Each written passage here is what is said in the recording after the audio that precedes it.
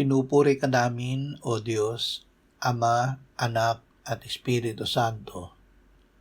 Salamat, Ama, na ibinigay mo sa amin si Jesus na iyong anak na namatay para sa aming kasalanan, iyong muling binuhay, iniakyat at iniluklok sa iyong kanan sa langit. Salamat na ibinigay mo sa amin ang iyong banal na Espiritu at sa pamamagitan niya ay ibinuhos mo ang iyong pag-ibig sa aming puso. Panginoong Hesus, mananatili kami sa iyo bilang iyong mga sanga sa araw na ito.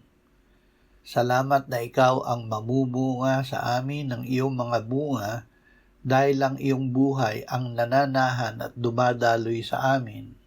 Amen.